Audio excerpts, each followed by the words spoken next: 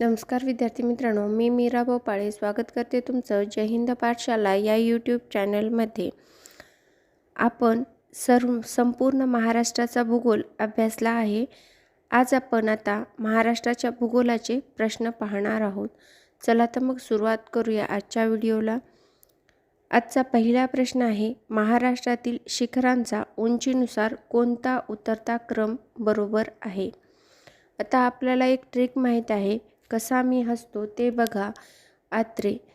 हा एक ट्रिक आहे जिच्यानुसार आपण संपूर्ण MPSC करणारे मुलं हे शिखर पाठ करत असतो।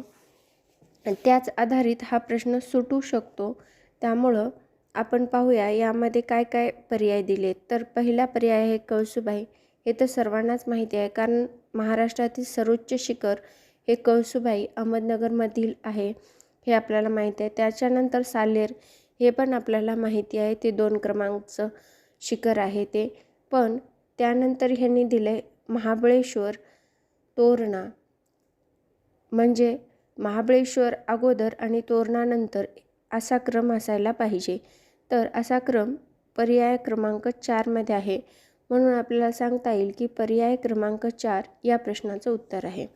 आता लागलीच आपण महाराष्ट्रातील शिखरांचा उंचीनुसार उतरत्या क्रमानुसार जिल्हा सहित पाहूया। पहिलं शिखर आहे कळसुबाई, ज्याची उंची आहे 1646, ते कुठल्या जिल्ह्यात आहे तर अहमदनगर। दुसरं शिखर आहे साल्हेर, ज्याची उंची आहे 1567, ते आहे नाशिकमधलं। तिसरं आहे गवळदेवी, जे 1522 त्याची उंची आहे आणि ते अहमदनगर या जिल्ह्यातलंच आहे। त्यानंतर चौथं आहे घनचक्कर, याची उंची 1509 आहे, ते सुद्धा अहमदनगर जिल्ह्यातलंच आहे। पाचवा आहे धोडप, ज्याची उंची 1472 आहे, जे की नाशिक जिल्ह्यातलं आहे। त्यानंतर 6वं आहे तारामती, तारामतीची उंची 1431 आहे, जे परत नगरमधलं आहे।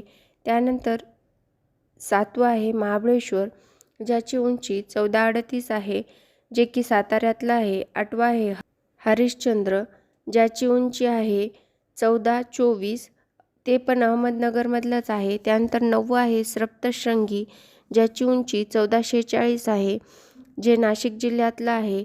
त्यानंतर 10वं आहे तोरणा, ज्याची उंची 1404 आहे, ते पुण्यातलं आहे। 11वं आहे पुरंदर, आता पुरंदर हे पुण्यातलंच आहे आणि ज्याची उंची 1387 आहे। त्यानंतर 12वं आहे मांगीतुंगी, ज्याची उंची 1331 आहे आणि जे की नाशिकमधलं आहे।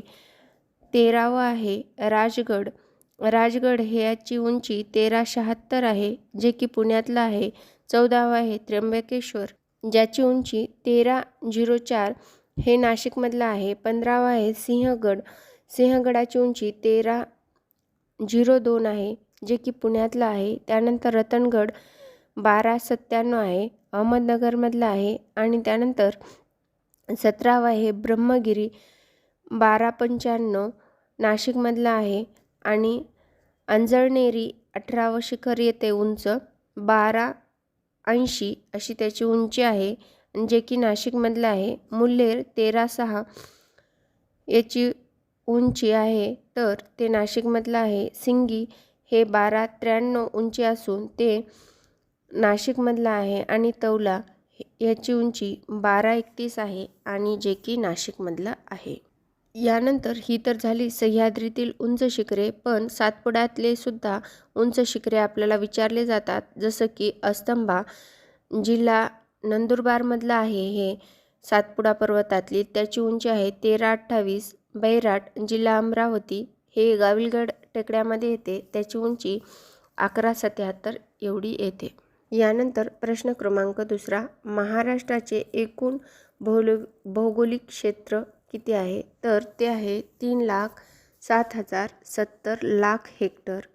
मैलामध्ये विचारलं तर 1,18,809 चौरस मैल असं आपल्याला सांगता येईल। आणि हे भारताच्या किती टक्के आहे, तर 9.36% एवढं हे महाराष्ट्राचं क्षेत्रफळ आहे। म्हणून या प्रश्नाचं उत्तर आहे पर्याय क्रमांक 3। यानंतर प्रश्न क्रमांक 3, जे मी वरच्या प्रश्नात उत्तरं दिले तेच या प्रश्नाचे उत्तर आहेत. महाराष्ट्र राज्याचे भौगोलिक क्षेत्रफळ डॅश डॅश चौकिमी असून त्यांचा विस्तार डॅश डॅश आणि डॅश डॅश पूर्व रेखावृत्तात आहे. आता यामध्ये आपल्याला या प्रश्नामध्ये रेखावृत्तीय विस्तार विचारलेला आहे. तर महाराष्ट्राचा रेखावृत्तीय विस्तार हा 72°36' पूर्व ते 80°54' पूर्व असा आहे. आणि अक्षवृत्तीय विस्तार विचारलं तर 15°08' उत्तर ते 22°01' उत्तर असा अक्षांश आहे. यानंतर प्रश्न क्रमांक 4, महाराष्ट्र राज्याचे भौगोलिक क्षेत्रफळ डॅश डॅश चौकिमी असून भारताच्या डॅश डॅश टक्के क्षेत्र व्यापलेले आहे. म्हणजे आपल्याला या प्रत्येक प्रश्नात 1-2 प्रश्नाचे उत्तरं त्यांनी विचारलेले आहेत. त्यामुळं हे प्रश्न करून जायचे, जेणेकरून तुम्हाला भविष्यात जर असे प्रश्न आले तर कुठलीही अडचण राहणार नाही. महाराष्ट्राचे क्षेत्रफळ किती आहे? 3,07,713 चौकिमी आणि याने महाराष्ट्राने भारताचा किती टक्के क्षेत्रफळाचा भाग व्यापलेला आहे? तर ते आहे 9.36%. म्हणजे या प्रश्नाचं उत्तर आपल्याला देता येईल पर्याय क्रमांक 1. यानंतर प्रश्न क्रमांक 5, महाराष्ट्र राज्याचे क्षेत्रफळ आपल्याला पाठच आहे 3,07,713 चौकिमी, पर्याय क्रमांक 1. 6वा प्रश्न आहे, महाराष्ट्र राज्याचा विस्तार डॅश डॅश पूर्व ते रेखावृत्त ते डॅश डॅश पूर्व रेखावृत्तादरम्यान आहे. मी अगोदरच्याच प्रश्नात तुम्हाला रेखावृत्तीय विस्तार आणि अक्षवृत्तीय विस्तार सांगितलेला आहे. रेखावृत्तीय विस्तार काय आहे? तर 72°36' पूर्व ते 80°54' पूर्व इतका आहे. महाराष्ट्राच्या संदर्भात खालील विधानांवर विचार करा आणि कोणती विधाने बरोबर आहेत ते सांगा. अ आहे, मुंबई उपनगर जिल्हा सर्वात कमी क्षेत्रफळाचा जिल्हा आहे. नाही. मुंबई शहर हा जिल्हा सर्वात कमी क्षेत्रफळाचा जिल्हा आहे. त्यामुळं अ तर डेफिनेट चूक आहे आणि आपल्याला ब विधान बरोबर, कोणतं विधान बरोबर आहे म्हणून विचारले. ब पाहून घेऊया. अहमदनगर सर्वात जास्त क्षेत्रफळाचा जिल्हा आहे. ह्या 2 गोष्टी कन्फर्म करायच्या. एक तर महाराष्ट्राचे क्षेत्रफळ, दुसरं तर रेखावृत्तीय विस्तार, अक्षवृत्तीय विस्तार, त्याचबरोबर महाराष्ट्राचा सगळ्यात मोठा जिल्हा, सगळ्यात छोटा जिल्हा, त्याचबरोबर महाराष्ट्राचा सगळ्यात मोठा विभाग आणि सगळ्यात छोटा विभाग, ह्या सर्व गोष्टी आपल्याला पाठच करून ठेवाव्या लागतात. त्यामुळं या प्रश्नाचं उत्तर आपल्याला सांगता येईल की पर्याय क्रमांक 2 अचूक आणि ब बरोबर. म्हणजे अहमदनगर सर्वात मोठा जिल्हा आहे आणि मुंबई शहर हा सर्वात छोटा जिल्हा आहे. यानंतर प्रश्न क्रमांक 8, परत तोच प्रश्न आहे. महाराष्ट्राच्या रेखावृत्तीय विस्तार डॅश डॅश ते डॅश डॅश आहे. तर 72°06' पूर्व ते 80°09' पूर्व. आता तुम्हाला मिनिटामध्ये कमी जास्त किंवा वेगळ्या पद्धतीने लिहून देतात, ते तेवढं तुम्हाला परीक्षेत डोकं लावून सोडवावं लागतं. 9वा प्रश्न आहे, महाराष्ट्र राज्याची निर्मिती डॅश डॅश रोजी झाली. तर महाराष्ट्र राज्याची निर्मिती कधी झालेली आहे? 1 मे 1960ला. पर्यायामध्ये आहे का 1 मे 1960? नाही. त्यामुळं या प्रश्नाचं उत्तर आहे पर्याय क्रमांक 4 यापैकी नाही. त्यानंतर 10वा प्रश्न आहे, महाराष्ट्र राज्यास डॅश डॅश किमी लांबीचा सागरी किनारा लाभला आहे. आता आपल्या महाराष्ट्र राज्याला किती किमीचा सागरी किनारा लाभला आहे? त्यांनी सांगितलं आहे 720 किलोमीटरचा.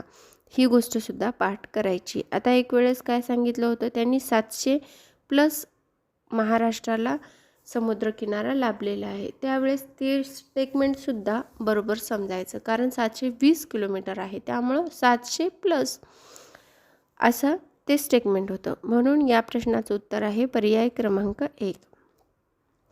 यानंतर प्रश्न क्रमांक 11, महाराष्ट्रात क्षेत्रफळाने सर्वात मोठा जिल्हा कुठला? अहमदनगर. आणि सगळ्यात छोटा जिल्हा? मुंबई शहर.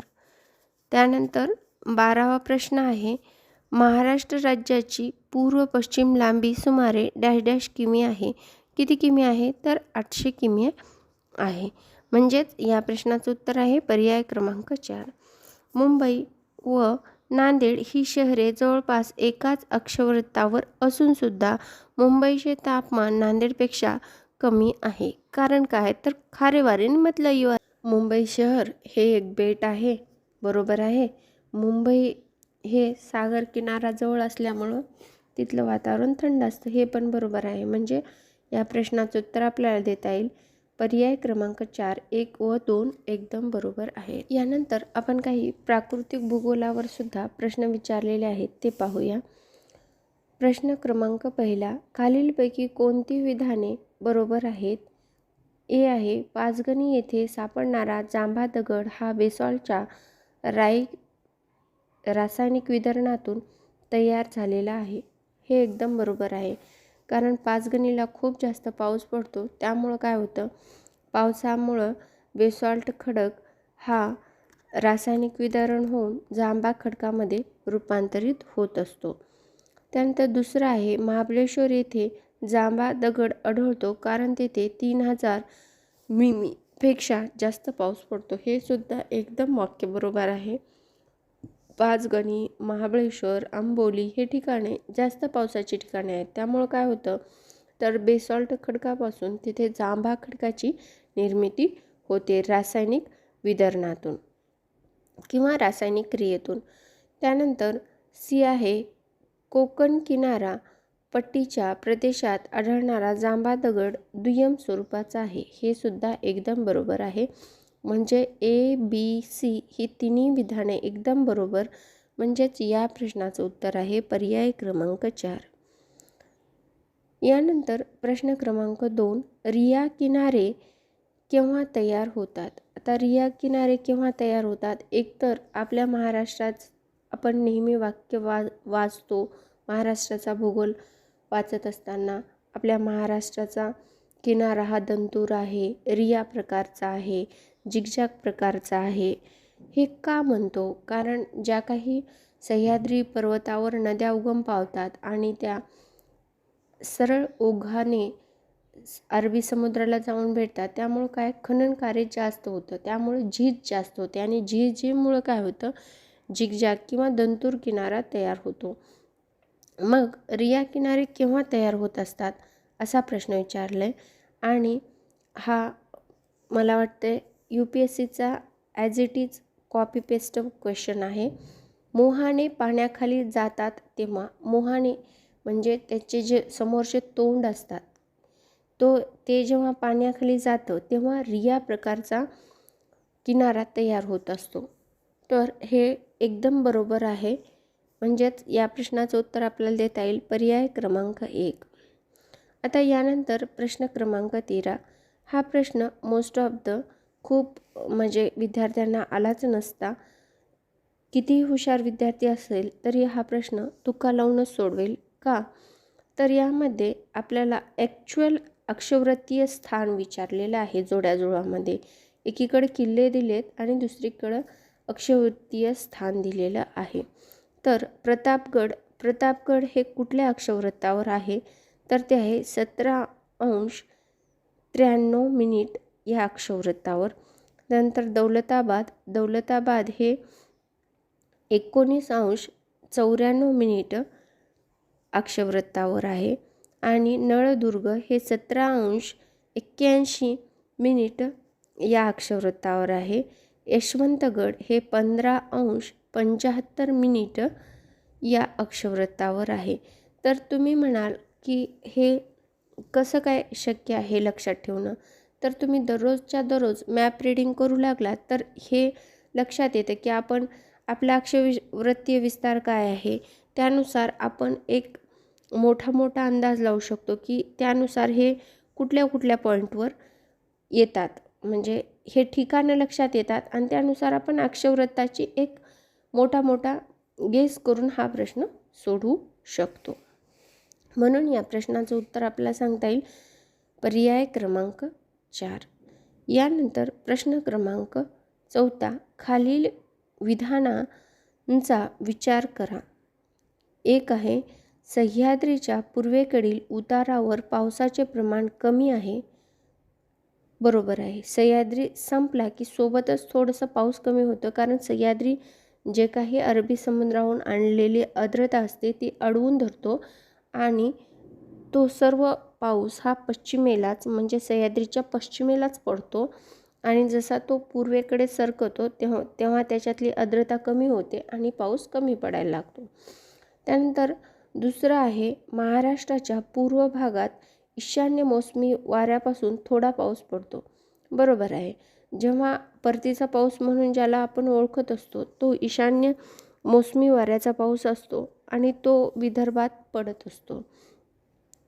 त्यानंतर तिसरं स्टेटमेंट आहे, महाराष्ट्राच्या अतिपूर्वेकडे पर्जन्याचे प्रमाण कमी होत जाते. हे स्टेटमेंट मात्र चुकीचं आहे, कारण आपल्या ज्या महाराष्ट्राची भौगोलिक क्षमता किंवा सृष्टी पाहिली तर आपण असं सांगू शकतो की महाराष्ट्र जर आपण एक चौकोन धरला आणि चौकोनात जर आपण एक सह्याद्री काढला तर सह्याद्रीकडून जसं जसं पूर्वेकडे जाऊ तसं तसं सह्याद्रीला अडवून जर आर्द्रता कमी होते, पण जसं जसं पूर्वेकडे जाईल तसं तसं त्यातली आर्द्रता वाढत जाते आणि तो पूर्वेकडे जात असताना पर्जन्याचे प्रमाण कमी होत नाही तर वाढत जाते. म्हणजे तिसरं स्टेटमेंट एकदम चुकीचं आहे. पर्यायी उत्तर आहेत विधान 1 आणि विधान 2 बरोबर एकदम बरोबर आहे, पण विधान तिसरे चुकीचं आहे. हे पण एकदम बरोबर, म्हणून आपण या प्रश्नाचं उत्तर देऊ शकता पर्याय क्रमांक 1.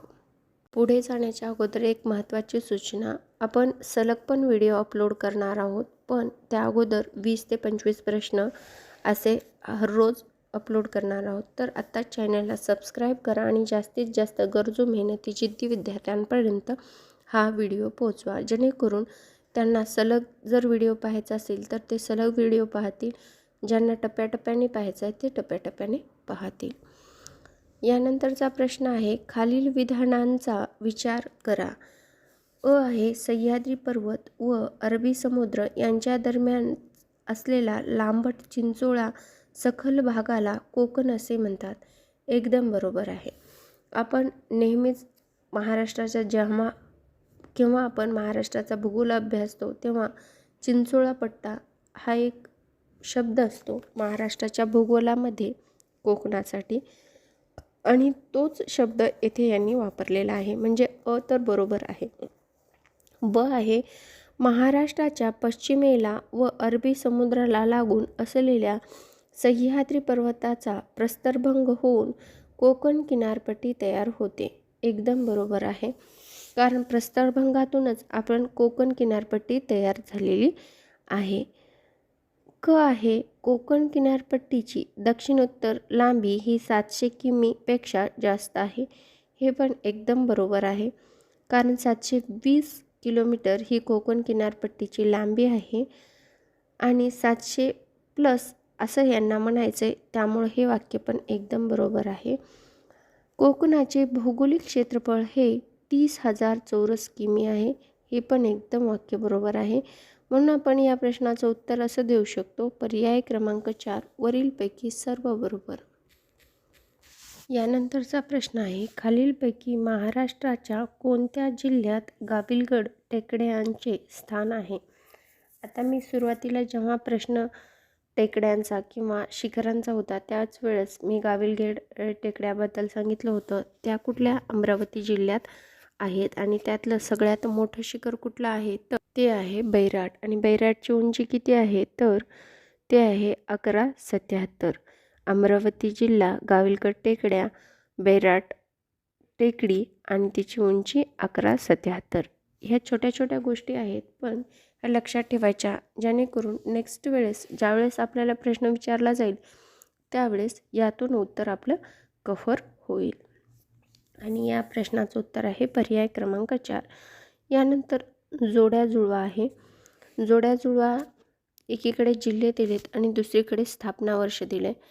मोस्ट ऑफ तर आपण हे ट्रिकनुसारच जिल्हे पाहतो, तरी पण आपण एक वेळेस जिल्हे पाहून घेऊ. पालघर, जो की सगळ्यात शेवटी जिल्हा निर्माण झाला, हा 36वा जिल्हा आहे. हा 2014मध्ये निर्माण झाला.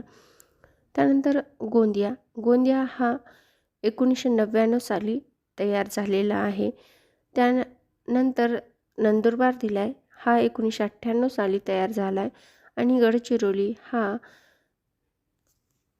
10 दिवसाच्या फरकामध्ये 26 ऑगस्ट 1982ला तयार झाला आहे. आणि 1982ला उस्मानाबादपासून लातूर एक जिल्हा तयार झाला आहे, जो की 15 ऑगस्ट 1982ला झाला आहे. त्यानंतर 26 ऑगस्ट 10 दिवसाच्या फरकाने गडचिरोली हा जिल्हा तयार झालेला आहे. तर याच्या जोड्या पाहायचं झालं तर एला 1, बीला 3, सीला 2 आणि डीला 4 म्हटलं तर या प्रश्नाचं उत्तर आपल्याला देता येईल पर्याय क्रमांक 2. आपण पाहून घेऊया. 1 मे 1982ला आपले जेव्हा विभाजन झालं होतं महाराष्ट्राच्या जिल्ह्याचं, तेव्हापासून म्हणजे 1 मे 1981 पासून जिल्ह्याचं विभाजन व्हायला सुरुवात झालं. 81ला 2 जिल्हे निर्माण झाले, जे की रत्नागिरीमधून सिंधुदुर्ग आणि औरंगाबादमधून जालना.